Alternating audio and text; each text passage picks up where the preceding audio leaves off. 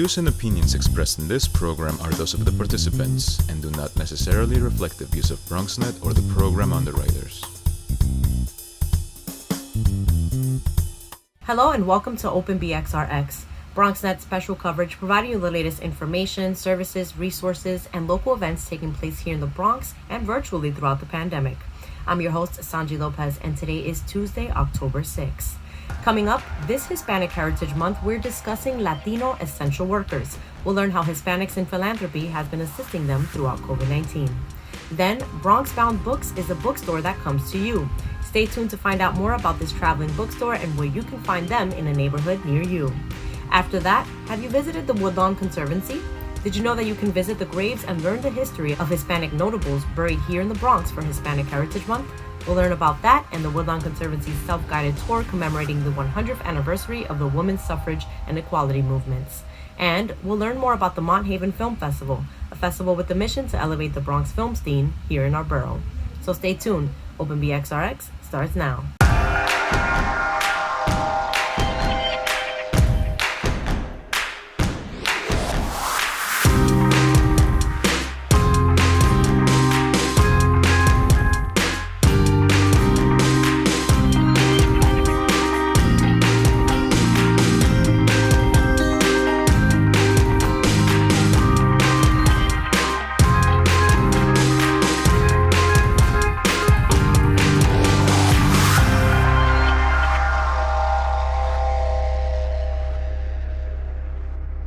Welcome to Open BXRx on BronxNet. I'm your host, Sonyi Lopez, inviting you to get social with us at BronxNet TV on Instagram and Twitter, and BronxNet Community Television on Facebook. This Hispanic Heritage Month, we are honoring the often invisible essential Latino and Latin American immigrant workers across the country. Hispanics in Philanthropy is aiding and empowering these essential workers through their Essential Fund and more. Joining us now to tell us more is Jasmine Chavez. She is the Associate Vice President of Public Affairs at Hispanics in Philanthropy. Jasmine, thank you so much for making the time to join us today.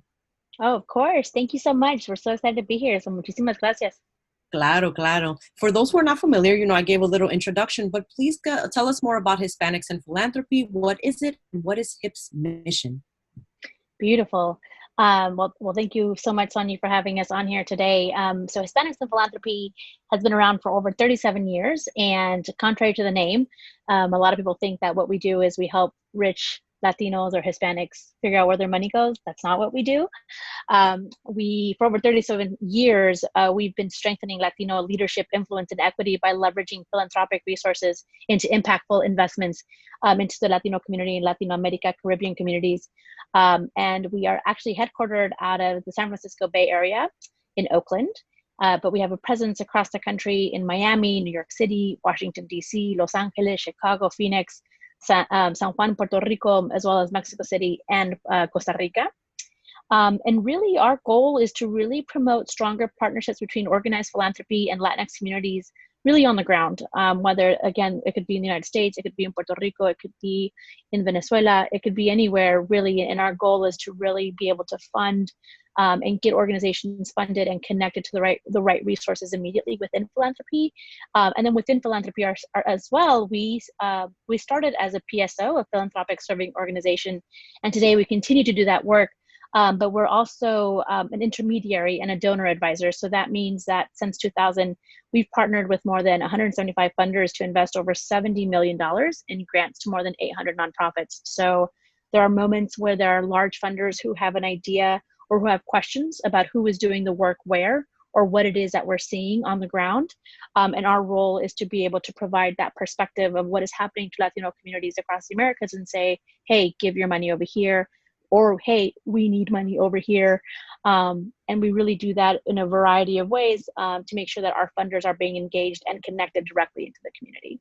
Gotcha. Gracias, Jazmín, for all that. I can imagine the work has, impacted a lot of Latinos that are in need at this time. And it's super important, especially during COVID-19, that these resources are allocated to so many people that are in need during these times.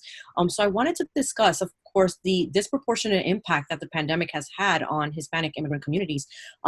Just give me a little background on that as well, and just how HIP has, focused on this community.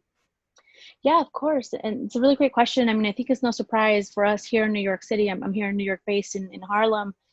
You're in the Bronx, but everybody knows that as it hit the United States, we became ground zero for the spread of the virus.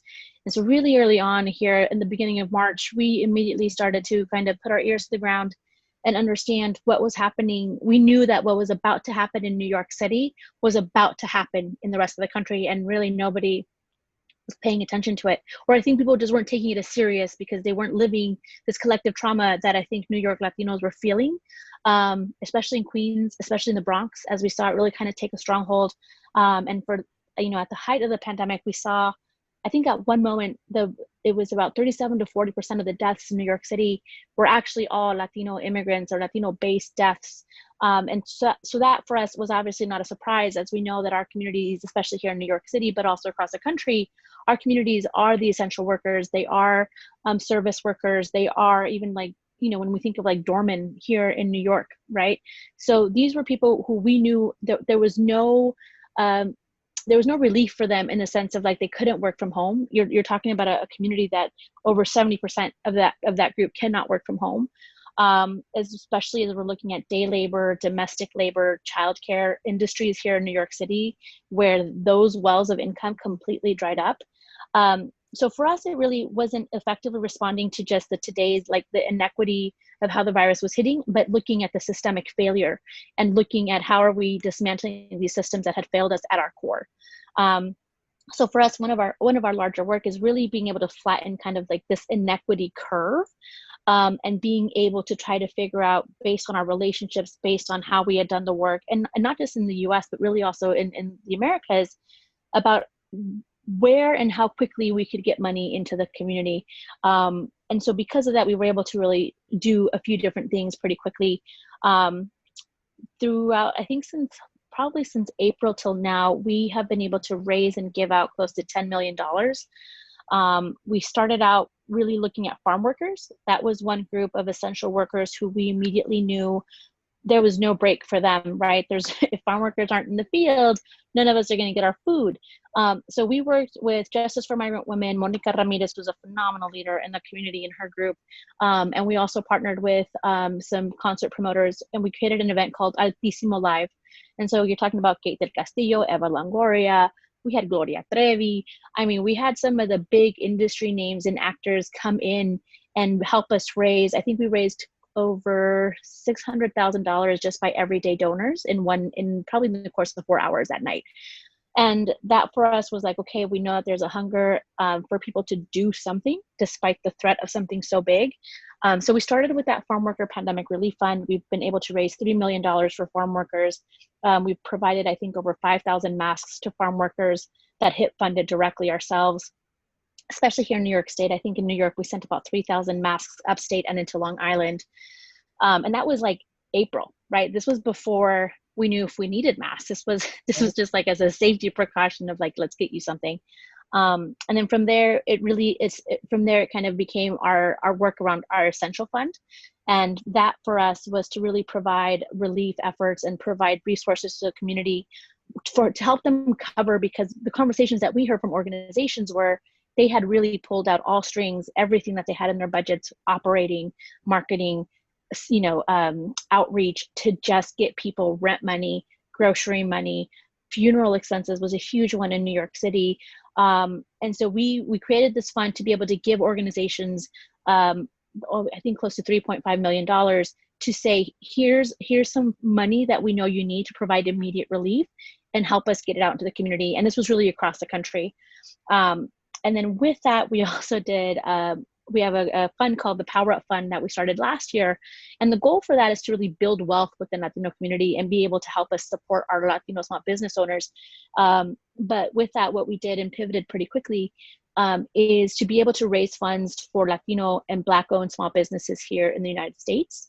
And just this last week, we had a $3 million grant from Google for us to specifically be able to focus on California, Texas, and New York, and get $5,000 grants into small businesses, along with a partnership with Eureka, which is a phenomenal entrepreneurship platform, to be able to provide coaching and assistance so that small businesses could power up and they could scale out without and get coaching without feeling like they were going to go under, because we already knew that 32% of Latino small businesses had been forced to close in the last couple of months, and over 90% of Black and Latino owned, especially, and also women-led small businesses did not get any PPP loans early on in the year. So that for us was another way for us to kind of come in and try to support also our small business workers. And with a $3 million grant from Google, anybody can go, any small business owner in California, Texas, and New York can visit powerup.fund.org/powerup, and you can apply to get a $5,000 grant to support your business and to receive that coaching. And then I know I've talked a lot, but you can tell I'm really excited because we did all this work. But these are the last few things I'll say. We also did work. This isn't just US based. We also raised funds for our Rapid Response Migration Fund in Mexico and Latino America, where we raised close to $1 million there to get immediate help in Latino America as well, Mexico, Central America, get people what they needed there to be able to help and sustain the community. And then finally, we also realized at the height of this came at in time of census outreach and voter engagement. So we also created a civic participation fund where we're really leveraging close to $1.25 million to get that money into the community, for the community to be able to shift how they're doing voter engagement and census outreach digitally. And to be able to supplement what they're already doing and make sure that we're counted and make sure that Latinos get to the polls in less than almost 30 days now. So. Yeah, pero talk about boots on the ground with Hispanic philanthropy, because, I asked, what have you guys been doing to support the community? She's like, well, let me bring up the receipts, girl. Amazing work. Thank you for sharing that, Jazmín. I also wanted to ask about your upcoming Hip Give virtual boot camp. Who is it for, and how can folks sign up for that? Yeah, so thank you so much. So hipgive.org is the only Latino and free crowdfunding platform. So this is open to any organization out there who is looking for a platform to be able to raise funds, but maybe you don't have a PayPal account, or you don't have an ActBlue, or whatever those big ones are. And so what we do with hipgive.org, we have a wonderful team there who will actually help you understand like the basics of crowdfunding and understand some of the best practices for you to be able to really create your own projects. And then part of HIP, what we do is that we then go in and we really promote your work on behalf of our brands of HIP and HipGive. So these workshops are specifically focused for anybody who wants to create a crowdfunding campaign.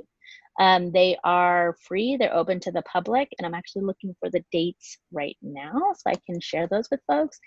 Of course, now I lost in my thing, but I'll be able to share those dates. But really, if you're a Latino small profit organization, or I don't think it can be an individual, so it's not like GoFundMe where you can create those individualized campaigns, because you do need to have a nonprofit attached to it. But we basically go in and just teach you the basics of fundraising, right? So we tell you how to tell a compelling story. We help you understand how to really make that ask. And then we also help you understand, like, this is how you want to engage with your audience as you're fundraising, right? So if you have a goal of $10,000, you're not just going to say, hey, everybody give me $10,000, but there really are also psychological tactics in terms of how it is that we're able to move people along in any crowdfunding campaign. For all of you who've ever donated a Kickstarter, right, you're creating like an urgency and you're giving the perks and the benefits. So we help people understand the psychology behind crowdfunding, so that even though the goal is 10,000, you're making small incremental asks throughout your campaign, so that you say, who can help us get to 100? Once you get to 100, who can get us to 300? From 300, who's going to be the lucky people that get us to 500? And so you're really moving the people along and creating a story of like excitement and urgency. And it's also supporting these really incredible campaigns. And if you're someone who has a little bit of money in your pocket and you want to learn where to put your money towards, hipgive.org is a wonderful platform that is all Latino-based organizations across the Americas. And you can find it based on a topic, if you're really into children's rights, migration, gender equity, and you can put your money there. So our boot camps that are coming up are free, and you can find them on hipgive.org. And you can also follow us on social media at hipgive, and they are also sharing the webinars there. Right, thank you. And to loop back to how both funders and those in need can reach out to Hispanics and Philanthropy for help and, to learn more and to get in touch with you, how can they do that? So anybody who wants to, I think really taking a step back, I think the core of our work is to really democratize philanthropy. I think as Latinos, we are everyday philanthropists. Like for those of us who have been to church, go to church, like that little hat that they pass, la canastita is philanthropy, right? Las tandas, right? Another big component of our work is we're working on digital giving circles. But we know in our communities, I'm a Mexicana, so tandas are very real. It's a way that our community saves and passes along the hat to each other internally within families or within groups. And so for us, the idea of being a philanthropist isn't something that is like at the level of like Jeff Bezos, right? Like we're not talking about that type of, we're talking about like the everyday philanthropists are the abuelos, your tias, ourselves, in terms of how it is that you want to engage. And so us at everyday level, we can engage, and we welcome you to engage on any part of our campaigns. If you want to support Power Up Fund, if you want to support HIP Give campaigns, if you want to support the essential workers, we have all that information on our site. But if you have a lot of money and you want to bring it to HIP, and being able to help advise you of where to put that money, especially so critical in this moment, our role is to get that money directly into the community as fast as we can.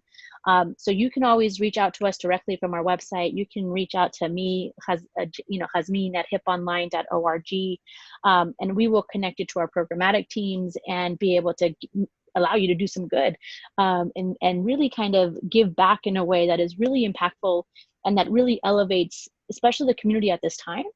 And I think that's the thing, right? I think things might seem really bleak in the moment, but at the same time, we have incredible stories of resilience. And I think that at the end of the day is what we also like have to share, right? Our grantees are shifting and they are innovative, and the ingenuity behind how they've shifted their strategies and how they've shifted their outreach and the joy that they continue to bring into their work is also something that is really wonderful. And we'll be sharing some of those stories in the coming weeks so that people can also understand that even though something feels really, really big, there's work that can be done hyper locally on the ground. And we're hoping to connect people to their local organizations as well. Thank you. Thank you, Jazmín, again for your time today and for sharing more about HIP. Of course. Thank you so much. Folks, again, you can follow HIP, Hispanics in Philanthropy, at BHIPGive on Instagram, Hispanics in Philanthropy on Facebook, and on Twitter at BHIPGive. You can also visit their website at hiponline.org to learn more. We'll be right back.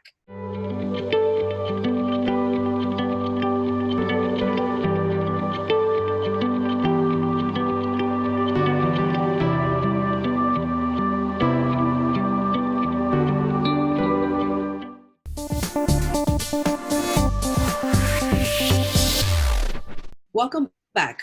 Bronx Bound Books is the bookstore that comes to you. Throughout the pandemic, they've been keeping the community together by hosting storytime sessions on Facebook Live and traveling to bring books to a neighborhood near you. Joining us now to share more is Latanya Devaughn, founder of Bronx Bound Books. Latanya, thank you so much for joining us today. Hello, everybody. Thank you for having me. Of course. So just for those who are not familiar, can you tell us more about Bronx Bound Books and your mission? Bronx Bound Books is a mobile bookstore. We're working to convert a school bus into a bookstore that'll travel around the Bronx, doing anything and everything that a normal bookstore does, but on the bus and outside of the bus. And as we know, my bad, you weren't. That's okay. When you go inside the bus, it'll have shelves and seating, and it will look just like a bookstore.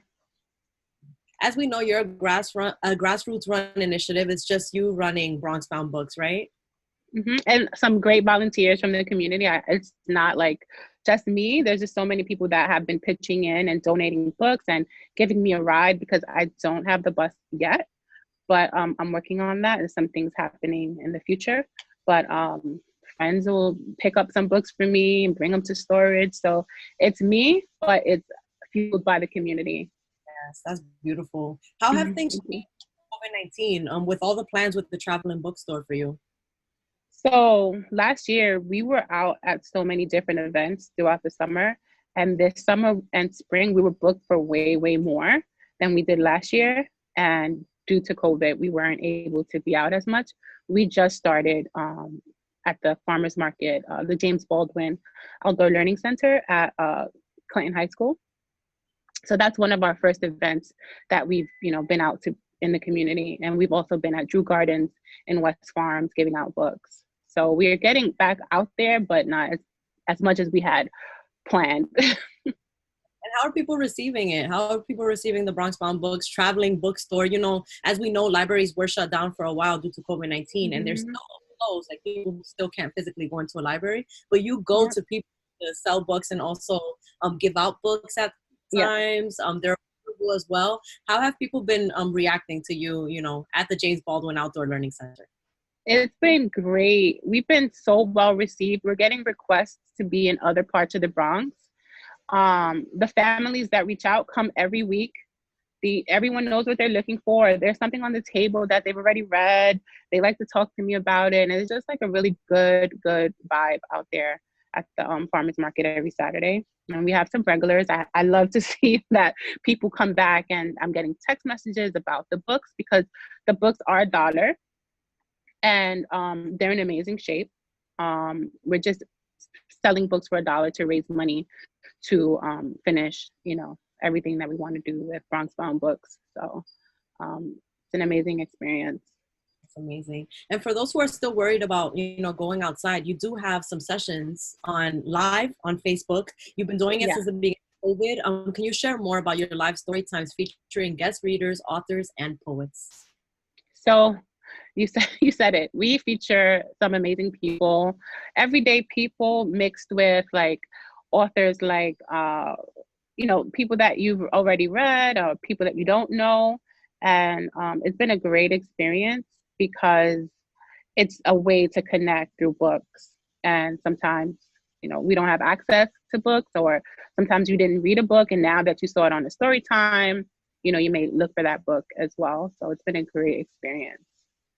Esmeralda Santiago was one of our features, and she had an amazing conversation, not only just talking about her book or her books, but just how important it is to buy books, especially people of color, how important it is to buy the stories that we want to read, so more stories can come out, you know, for people to have access to as well. So book buying is very important.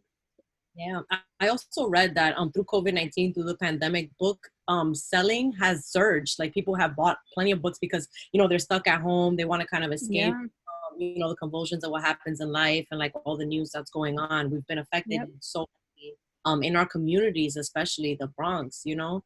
So what can you say about just the importance of reading and, you know, literary freedom in the Bronx and utilizing this time to kind of just explore these avenues of literature? So I believe in book ownership. I believe in also taking out books temporarily, but there's something different about owning a book and having it, you know, at home for as long as you want to have it. And it takes you to another place. You can understand your neighbors. You can understand yourself. You can visit somewhere you may never get to, you know, if you have a book that's about that place. So books are just magic. And Latanya, how did you get into this field? Like, how did you start Bronx Bound Books, and why? Why in the Bronx? It's a long story, but I'm from the Bronx. I was born and raised. I started an open mic back in 2008. And from there, like, I've always known I wanted to own a bookstore. There's like, even as a little girl, if you ask me what do I want to do when I grow up, it was always to own a bookstore. All my friends know, all my family, they all knew. But the rents in the Bronx, gentrification happening, and a whole lot of things making it like, you know what? I don't think I want to like have a bookstore and have to worry about, you know, keeping the roof over our heads. You know, there was a bookstore, shout out to Miss Lorraine Harris. I brought my open mic to her bookstore, Books in the Hood on Prospect, many years ago. And she happened to be my son's teacher. And I walked into the bookstore and I'm like, what are you doing here? And she's like, this is my bookstore. And, you know, we brought our open mic there, and I was living vicariously through her mission. And then she was forced to close down because finances and the rents and things like that. So I see that it happened so many times in the Bronx. There were other independent bookstores that closed because of, you know, the overhead and the high rents in the Bronx and the whole city, as a matter of fact. But the Bronx doesn't have many bookstores. I believe that every neighborhood deserves a bookstore, even if it's just for one day. So being mobile helps me bring a bookstore to any neighborhood that would have me, really. And it feels like things happen so naturally for you because you started this, last year before COVID-19, before the pandemic was. Now that the pandemic is here, it's like a traveling bookstore is an efficient way to, go about that transaction without a lot of like that, like you said, overhead. Also, you can social distance by selling to a truck. You can go anywhere, it's traveling, literally. So what are your future goals and what are your plans and how can you achieve these plans with the help of the community for Bronx Bound Books? We invite anyone to host or have a book drive. So right now we're in the process of getting assigned to a building on the Grand Concourse and a box where people can just drop off books. If you are an establishment that wants some foot traffic, you can reach out to us and be one of our pickup locations for people who are buying books online. Or you could be a drop-off location as well for people who want to donate books. So there's just so many different ways that we can work together, not only for Bronx Bound Books, but for the Bronx and other establishments as well. We want to partner with other businesses. So. Gotcha. And how can they contact you, Latanya, if these businesses want to partner with you? BronxBoundBooks@gmail.com. Instagram, Facebook, and Twitter, Bronx Bound Books. And we have a soft launch of our website, BronxBoundBooks.com. It's getting there. We're going to be adding more content, but I think we've gone so long without a website. It's time for us to have a website. So I'm really excited you're one of the first people to know what the actual site is called. So it's BronxBoundBooks.com. Thank you. We're special. Yes, the debut is happening. Yes. Do you have any book recommendations for our viewers in the community during this time? Yes. So we'll be featuring a book by Dr. Renee Cox called Fat Girls in Black Bodies. That book will have a book talk with it. It'll be, you purchase the book from our site, BronxBoundBooks.com, and you can purchase the book and then you'll get a Zoom invite. And the book will either be shipped to you or you can pick it up at one of the locations that we have available. And Abuela Stories is an anthology about grandmothers, and not like your grandmother that bakes cookies, but like real stories about grandmothers, from all different walks of life. That's an anthology put together by Peggy Robles Alvarado. If you go on our bookshop and find us, you could see all the stories that we recommend. Yeah. So we have so many stories and we have so many different categories, from special needs to bilingual books to Spanish books to just everything that, not everything, but we're getting there and building our catalog rather. I love it. And it's all culturally relevant stories, things that families can enjoy. Are these series also for families? Can children also join with their parents? Yes, absolutely. We've had so many parents and family members attend our story times. So we're growing that as well and partnering with other organizations that want to encourage literacy amongst families.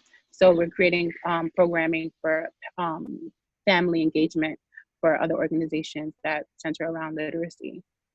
So I can't give away everything, but we have a lot that we're working on. We're more than just a bookstore. We want to be able to assist with, getting books to people and programs and family engagement, because you can't just plop a bookstore in the middle of the Bronx and expect people to use it if you don't give them more than just a bookstore. So we're more than just a bookstore. Thank you so much again for the time. No problem. Thank you. So folks, again, to stay in touch with Bronx Bound Books, you can follow them on Instagram at Bronx Bound Books, Facebook Bronx Bound Books, and Twitter as well at Books Bronx. You can also visit their website as soon as it's up. It's BronxBoundBooks.com. Thank you so much, Latanya. Thank you. You're welcome. We'll be right back.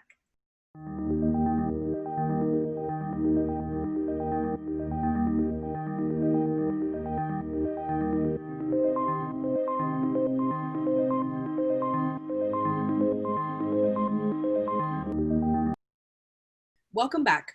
The Woodlawn Conservancy is enhancing its community and investing in the future by preserving the past. To commemorate the 100th anniversary of suffrage and women's equality, Woodlawn has created a self-guided tour of Woodlawn women who made a difference.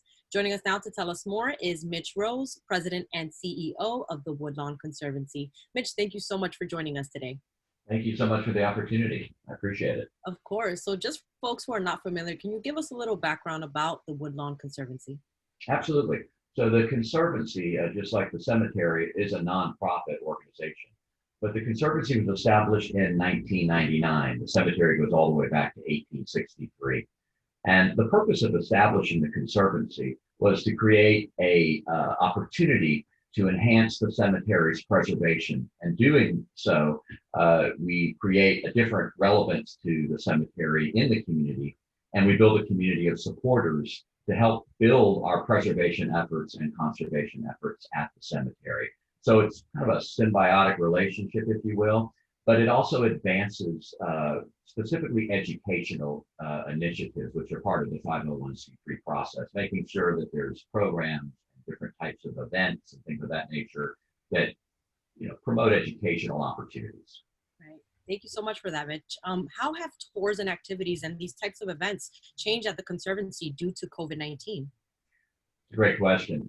Of course, certainly I'm very appreciative of our staff. We've had to work really hard through this situation, like many other businesses. And in the context of tours and activities of the Conservancy, like many institutions, it certainly essentially unplugged many, many different things that we would have normally done this year. It gave us an opportunity to step back, though, and take a look at what we have in terms of educational opportunities, and then kind of reboot some of the things that we can do. And a lot of it is literally still based on the opportunity of coming to the cemetery. At 400 acres, 17 miles of roads, we've got a lot of space.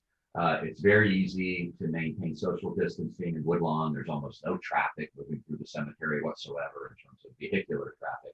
So movement through the cemetery is something that we facilitate largely through our printed maps that give people a guided opportunity to go through the cemetery, as well as specifically being able to utilize our phone app.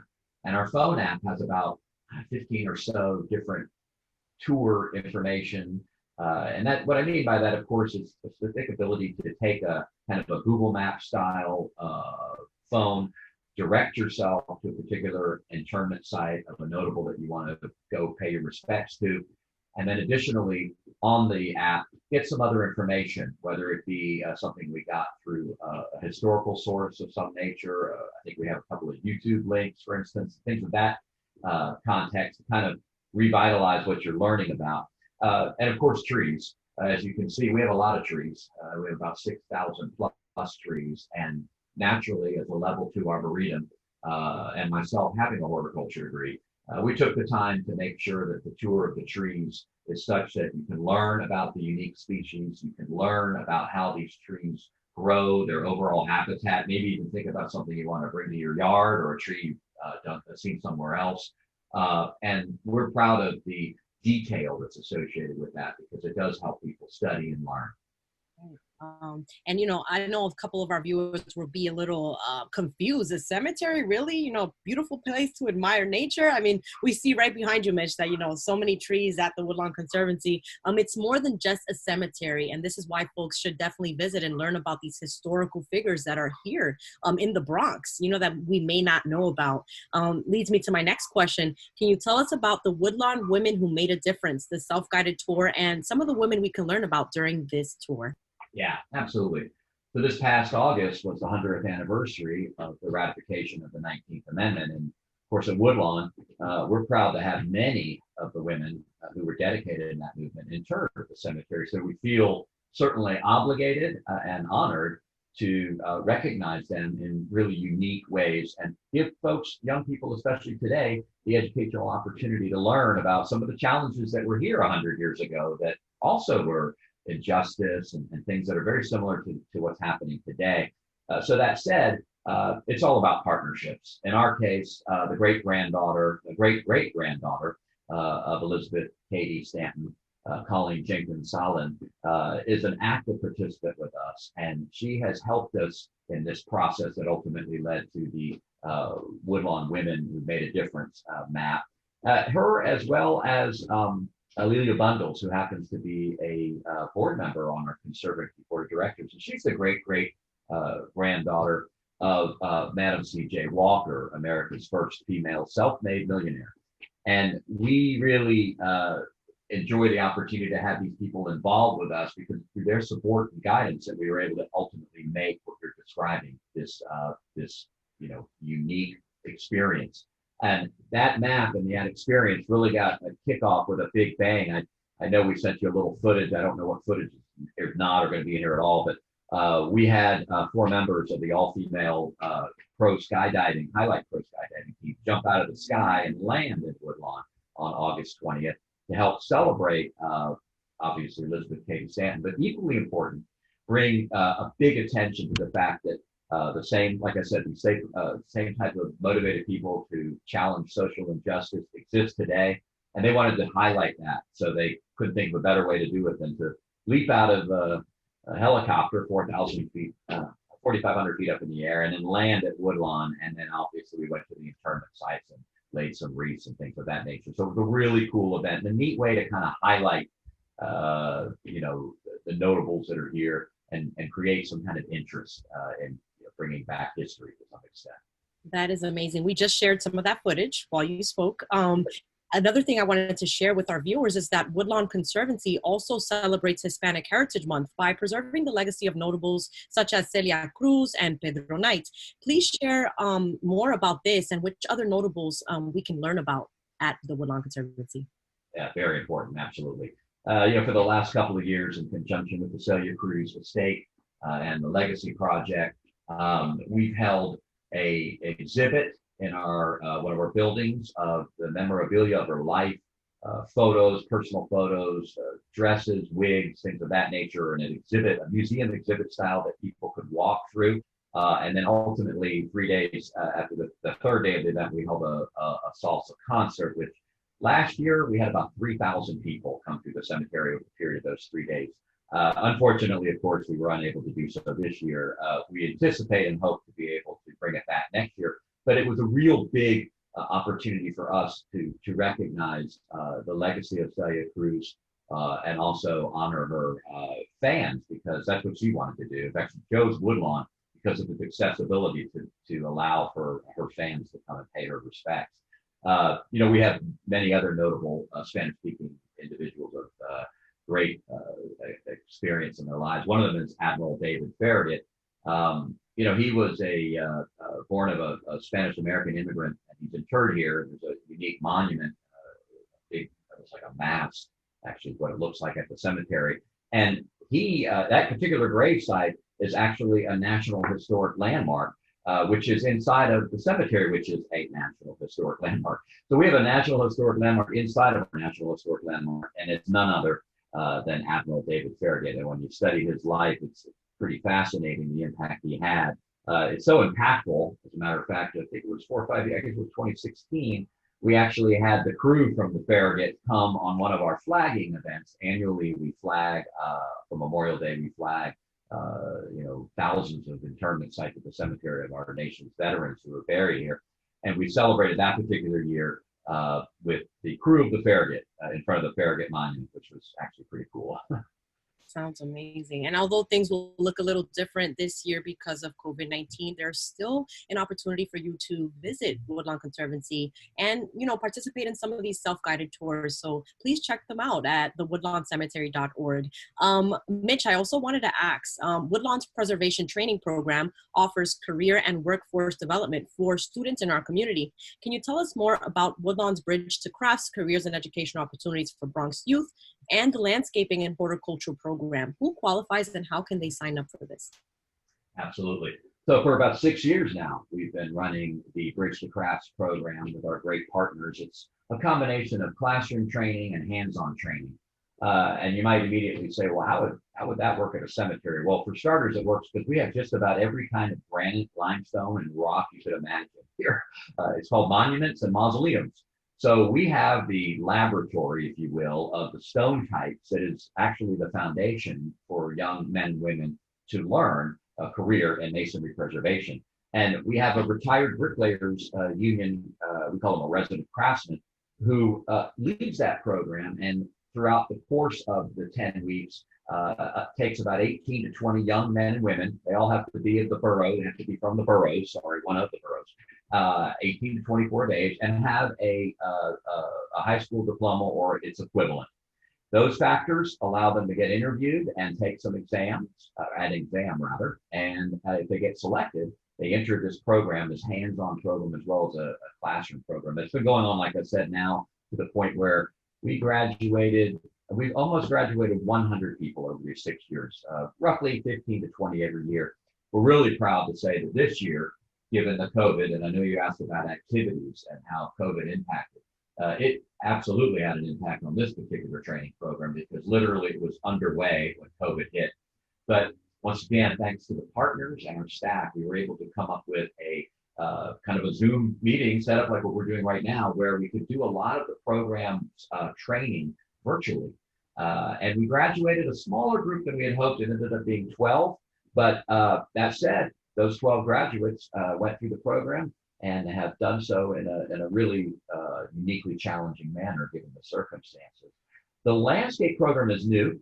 It's also underway. Now it's been about 2 or 3 weeks. And the landscape program, we actually had to, I think there's 15 or 18 in that program, but we really made the classes very small. A small number of students come at any given time. That way we're able to practice all the social distancing that's necessary.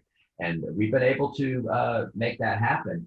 And interestingly enough, it's a really exciting group, but we're really happy with our partners. I can't say enough about World Monuments Fund. I can't say enough about the DOOR, the social service agency dedicated to getting young men and women jobs. They are just a fantastic partner with us. And of course, they're the ones this year who funded the program under the Advance and Earn initiative, which came out of the city, the community development organization in the city, pushed forth an effort to find, well, where are the jobs going? Construction is one of the jobs. There are a lot of jobs in construction. So we are serving as an opportunity to train young men and women in that field, landscaping, masonry preservation, et cetera. So this year is a hallmark. We're gonna push over 100 through it at the end of this year, and we're excited to say that program just keeps growing. An incredible opportunity at Woodlawn Conservancy. Is there still time for people to apply for this program, Mitch, or are the slots already filled? Is it closed, the application process? This particular one is closed. It's going to end, I think, around January or so. However, they should absolutely come to our website. Probably around February or March, we'll start announcing the new cohort for the masonry program. So it kind of depends on what you're interested in. If you want to go into masonry and restoration, about 30% or so of that group, by the way, that graduates goes into the local union, the masonry union. So we're really proud of that fact. But the landscapers themselves have a different track, whether they go private or public or union sector. All of them can go a variety of ways. But that program will be launching in March, I guess, of next year, the masonry. And then we anticipate fully to do the landscape program again next year as well. Got it. Thank you so much, Mitch. Before we go, please invite our viewers to the Woodlawn Conservancy. Absolutely. I wish to invite everyone to come join us in this time where so many of us are stuck at home or doing virtual interviews like this one rather than actually being face to face. I think it's certainly easy to say it's a little tough. Come to the cemetery. We have a beautiful, serene setting. We have some magnificent architecture, some beautiful trees, and a lot of peace and quiet where hopefully you can collect your thoughts and remember, despite the fact that there's so many difficult things going on right now, it's equally important to remind ourselves of those things that are still good and that we can still appreciate and enjoy. Thank you again, Mitch, for your time today. Thank you so much. I appreciate it and have a wonderful afternoon. You as well. Folks, again, before we go, Woodlawn Conservancy is located at 3800 Jerome Avenue in the Bronx. Visitation hours are 8:30 a.m. until 4:30 p.m. every day. You can visit the woodlawncemetery.org for more information and to see some of the amazing tours that they have there. You can also follow them on all social media at Woodlawn Conservancy. We'll be right back. Hi, I'm Bronx Borough President Ruben Diaz Jr., and I'm making sure that The Bronx counts is my priority. That's why I'm urging everyone to fill out the 2020 census. The 2020 census is important because it would allow for the federal government to determine how much money and resources the Bronx is going to need for the next 10 years around healthcare, education, housing, roads, representation, and so many other things. What does it mean exactly? Just imagine. Imagine if you are organizing a party or an event and you send out 100 invitations, but only 50 people RSVP, and you only prepare for 50 people, and yet 100 people showed up. You're gonna be short of food, seats, tables, chairs. That's why it is important that 100% of us here in the Bronx fill out the 2020 census. It is easy, it is confidential, it doesn't matter whether you're a citizen or undocumented. We need everybody to fill it out. Now let's all get together and make the Bronx count. Welcome back. With the mission to elevate the voices of Bronx film, Mott Haven Film Festival is an exciting initiative founded by a Hispanic woman from the South Bronx. Joining us now to tell us more is Ninoska Carolina. She is the founder and executive director of the Mott Haven Film Festival. Ninoska, thank you so much for joining us today. Thank you for having me. Thank you. So for those who are not familiar, can you tell us a little bit about yourself and about Mott Haven Film Festival and your mission? Yes, of course. So I was raised in the Mott Haven section of the Bronx, right on 138th and Willis Avenue. I was there since I was basically 1 year old, and to this day, I still consider that home. I definitely am not a filmmaker, so I always wanted to make a disclaimer concerning that. On the other hand, film has always been a part of something that I grew up with, and especially due to my sister, because she's the filmmaker of the family. So I went to school in New York City. I ended up with an associate's from BMCC, a bachelor's from the City College of New York, a master's from NYU, and everything I've done so far has been communications. And in all of that, I always wanted to give back to the community, but I didn't know how to do that. I wasn't the type of person to do like soup kitchens because I always felt that was just like a one-day thing or kind of like a season thing. So when I got the idea to do the film festival, I knew that was the perfect direction to go into because I knew that was the best way to give back to the community. And hence the mission of the Mott Haven Film Festival is always a line, one statement of we are Bronx based, but we are not Bronx exclusive. And and it's kind of to cater to the neighborhood. You can find practically anyone from any background, any culture in the Mott Haven section of the Bronx. And that's why I decided to name it the Mott Haven Film Festival. I love it. Thank you so much for sharing that background. So as you mentioned, Thank you. You're the director of the family, and she has a film. Yeah. It's called Sexo y Tortillas. She is Yes. the director and producer of this film. Her name is Priscila Alvarez. This Yes. film was presented at many film festivals, including the New York Latino Film Festival last year. Yes. Ninoska, I wanted to ask you, how did this film inspire you to create the Mott Haven Film Festival? So, we were on a plane actually, headed to LA for screening of Sexy Tortillas. And in mid-conversation, I just stop and I say, hey, is there a film festival in the Bronx? And she says, well, I don't know. And I'm like, well, if you're the filmmaker and you don't know that, I really don't know, right? And that was it. So when I came back, I started doing some research, and initially I didn't find any film festival. And I thought that was an issue. So a few weeks go by and I finally find the Bronx Film Festival. And then I also felt that they haven't, I saw like the social media stuff, like they didn't have like a big presence. So it was just like, oh my God, like this is it. Like I have to make this happen. And then of course, I found the Concourse Film Festival. And then I was like, great, and the person, he goes by Macho. Me and him, we had a conversation through IG Live. And it was very amicable, and it was a nice conversation to have with another fellow creator of a film festival. So that was basically like the whole thing. Like I wanted the Bronx to really have like a Tribeca film festival of sorts. And why not, right? I love it. because there's so many creatives here in the Bronx, you know, we have so many Right. people who produce and direct and do everything creatively here in the Mhm. Bronx. The fact that you had to go to LA for a film festival and you thought like, wait a minute, we're from the Bronx. Right. My sister and I Mhm. were raised here. You know, you were born here. Right. You're from my Haven. Right. Why not have something here, you know? And just to shout Right. out, I thought it was a beautifully directed, shot, written, comedic and Oh, cultural, feminine, yeah. beautiful story. And I just wanted to show Yes. it there. I know we're showing it on the screen, but shout outs to her for creating such a beautiful film. And I'm just like honored that she's from the Bronx and that you're both from the Bronx. Right. I call it the female forward film. I love it. Right. So yeah. I wanted to ask you, how has COVID-19 impacted your plans for the Mott Haven Film Festival? Currently, we are trying to find a venue, actually, and that's due to COVID, right? Before the city shut down and before the pandemic really hit hard, I had already like signed off on a venue, right? And then I knew that COVID was around. Obviously, I was watching the news, but then I said, well, let me have a plan B just in case, right? So both my plan A and my plan B fell through.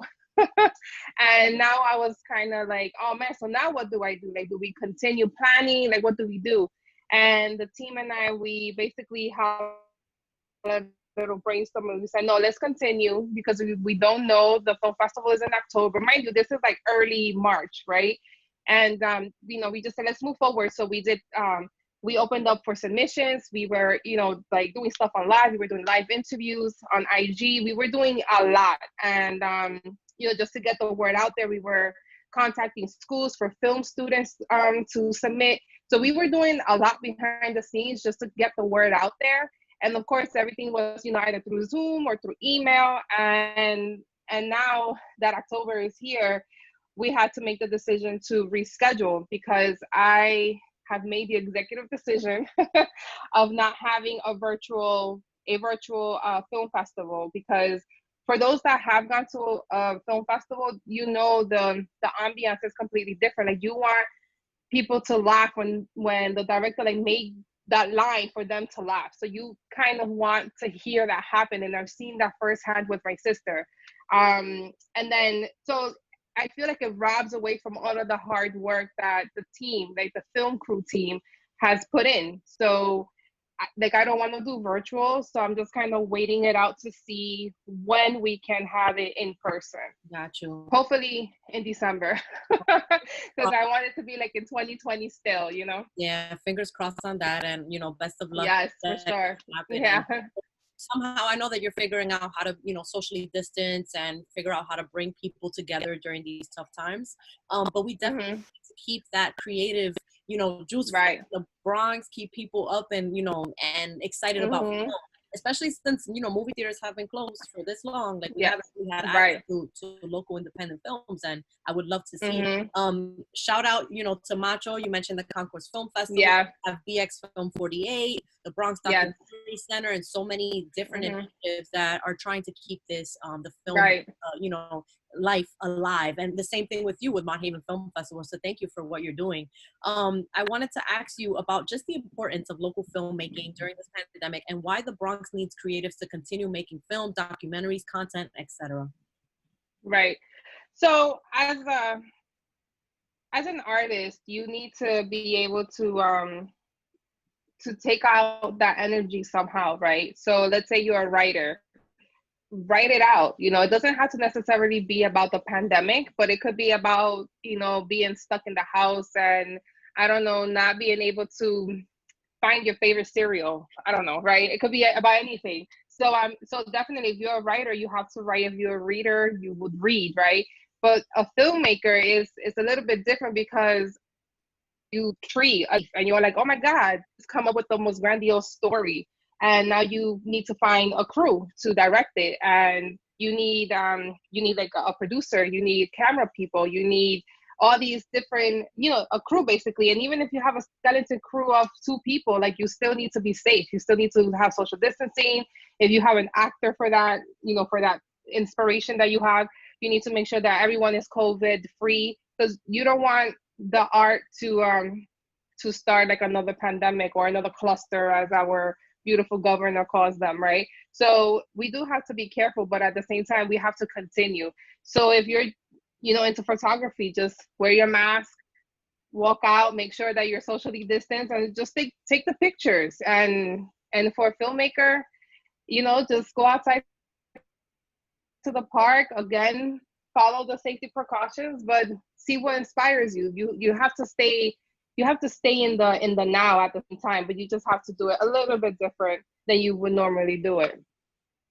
Absolutely. And I wanted to also ask you, are the submissions still open? Have they closed? If so, how many films have been submitted so far? So submissions are closed. We did have a really nice number. Yeah. Submissions closed August 10th, I believe. So it's been closed for a while. We are going to be showing 32 films. And it was a tough 32 to take. All of the movies are good in their own identity, but at the end of the day, we did have to make the cuts, and they were painful. You don't want to be the one judging those films and say this is not enough for the film festival because X, Y, and Z. Like, you never want to be the bad person. You want all the films to be selected, but unfortunately that's not how it works. And of course it's trying to be here in Mott Haven section, right? That is right. I'm trying my very best to keep it in the Mott Haven section. There is a venue right now that is in the running, and it is in the Mott Haven section, so that's definitely a contender. Can't wait to hear more about it. Mm-hmm. Thank you, Ninoska, for being here with us today. I'm also from Mott Haven. I live on Willis Ave, right here. We're right down the street from each other. So exactly, I bet. Yeah. So before we go, Ninoska, how can people learn more, stay in touch, and support the Mott Haven Film Festival initiative? So we're really big on Instagram. Our Instagram handle is Mott Haven Film Festival.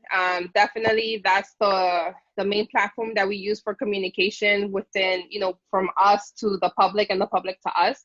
But you can also go to our website, www.mhff.nyc. And you have shirts, you have merch. You want to show it off real quick? Oh, yes, of course. So I totally forgot about that. So yeah, we have merchandise, guys. So as you can see, it says Mott Haven Film Festival. I don't know, maybe it's coming out backwards on your end, but yes, it says the Mott Haven Film Festival, and that's all of the purchases of our merchandise directly funds the Mott Haven Film Festival. Sounds great. Thank you, Ninoska, and best of luck. Maybe some masks can come through before the film festival. Yeah, that is something we have already discussed, my team and I.